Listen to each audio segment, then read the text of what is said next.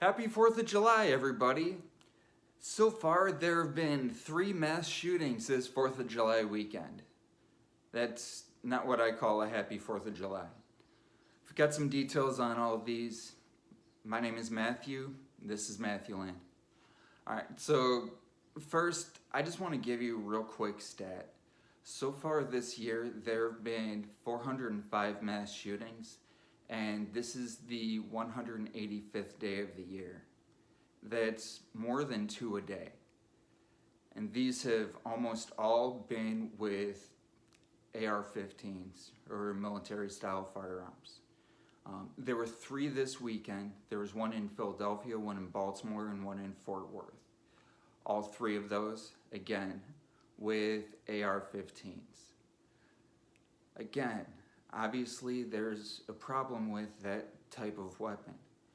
Now, everyone says that military-style firearms should be banned. Well, a lot of people say that military-style firearms should be banned. And I've heard people question exactly what constitutes a military-style firearm. So, in the military, they are issued an M16. The AR-15 is the semi-automatic version of that weapon. Obviously, that is a military-style firearm. There are also ways of making handguns automatic. Automatic weapons are for the military. I'm sorry, but they are. Now, getting into a little bit more specifics about the shootings this weekend, the one in Philadelphia, that guy actually had body armor and he had a police scanner, so he was trying to know when he should take off. However, that didn't work out so well for him because he is currently in police custody, thank God, and he's being held without bail. That's pretty obvious. He obviously presents a danger to the public. Now, there was actually a second person who was actually returning fire in Baltimore. That person was brought into custody, but they were pretty immediately released. And that's because, as the police chief said, that people have the right to defend themselves and to defend others. And that is exactly what this guy was doing. So they didn't have any probable cause to charge him, which I can support that. This guy had a concealed carry.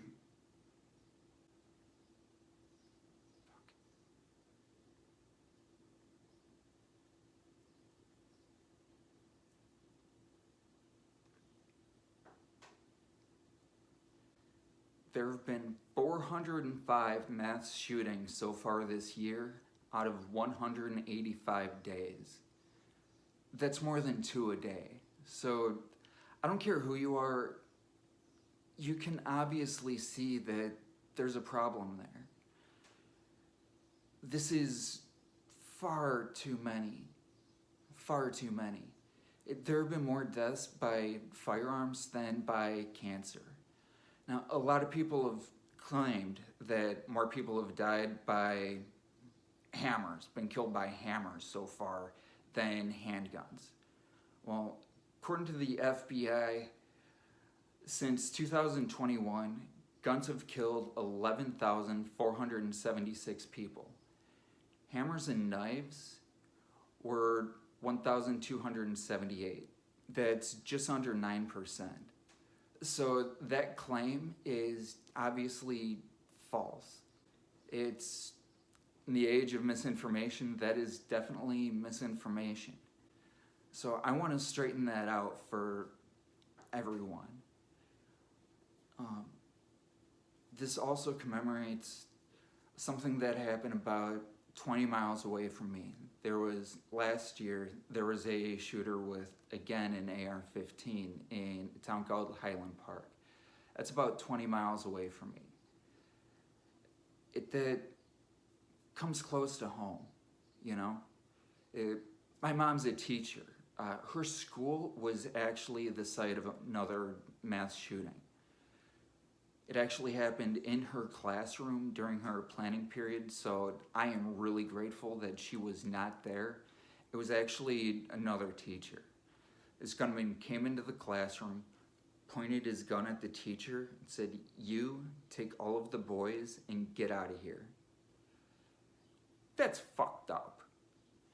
Well, anyway, back to today. Well, back to a little while ago. A couple decades ago, there was the Brady Bill, which was a ban on assault weapons. That needed to be reauthorized every 10 years. That cut deaths by gun by 90%, something like that. And the year that it was not reauthorized, you saw gun deaths shoot up by about 200. That's obviously proof that assault weapons bans work. Now, in states that have stricter gun control laws, they still do have mass shootings. This is still a problem. A lot of people try saying that, well, gun control laws don't work. Well, here's the problem with that.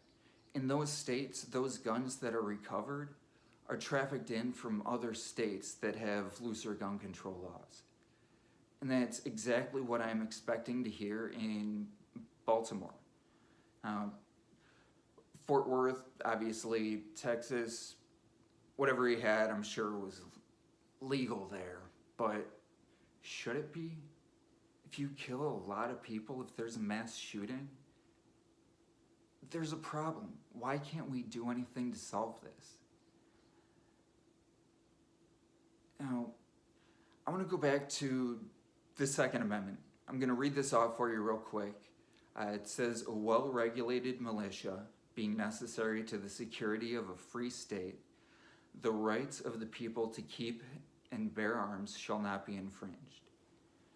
Now, a few years ago, this got brought up into the Supreme Court, and Justice Stevens, in his dissenting opinion, said, quote, "Read properly, it does not even apply to individuals outside of the militia context."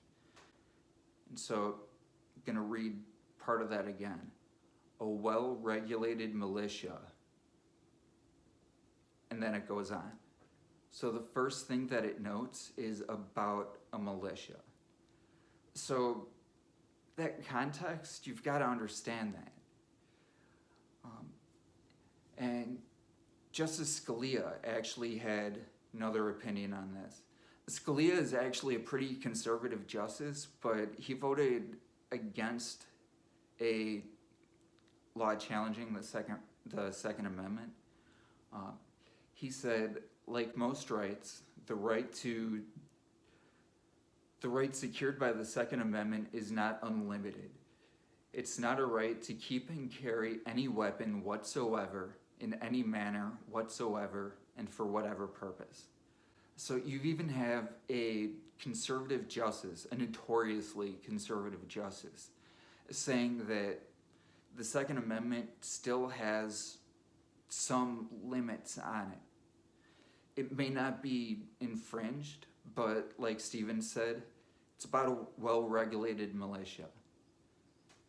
So if you're not in a militia, he says, that's when that right comes into question, I'll say. Now, the shootings this weekend, the one in Philadelphia killed 5 people and there were 2 people who were injured. In Baltimore, only killed 2 people.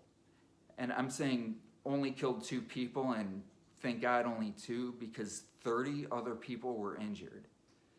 That guy was just spraying a crowd, not even really aiming at anyone, apparently. And in Fort Worth, there were 3 people killed and 8 injured. There's obviously a problem here. Why can't, I don't care if you're a Republican or a Democrat, our founding fathers wanted there to be negotiation, wanted people to give a little and get a little, wanted no one to be happy, but no one to be completely upset whenever we're making laws. Madison, one of our founding fathers, actually said in one of his papers that he thought that the Constitution should be examined and updated about every 19 years. There have been a number of our founding fathers who have said that things need to be updated and kept up with the times. Well, the times now have weapons that they did not have back then. So why can't we update this? Everyone, all these justices that are textualists, that look at the original text, should also look at things that the founding fathers also wrote when they said things should be updated. You should look at things and keep an open mind. Update things as the times change. Why can't we come to some sort of agreement and do that? If there's one thing that I think is really a good idea, there are red flag laws in some states. That's when if you believe someone is a danger to themselves or other, there is a process for the police to remove the gun from that house. And then after a while, once that person is deemed no longer to be a threat, they can get that gun back. Another thing that would be a good idea, a lot of women that are killed by guns are killed by their domestic abusers.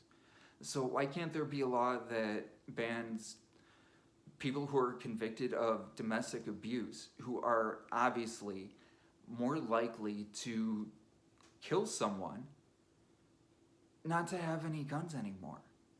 That's actually, police have come out and said that's one of their scariest calls, because that's someone who is willing to use their gun.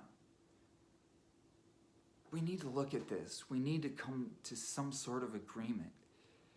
They're Republicans and Democrats, everyone agrees that there's a problem. Everyone agrees that there's a problem. What is so wrong with saying, yes, there's a problem. Let's come together and find ways to fix it. Now, my thought on if there's an assault weapons ban, I personally think that if you have an assault weapon, like an AR-15 or something like that, you should be able to keep it. I think that people who currently have weapons like that, they should be sort of grandfathered in. And that's one way for there to be some sort of middle ground to be found. In this day and age, debate and finding a middle ground is so difficult.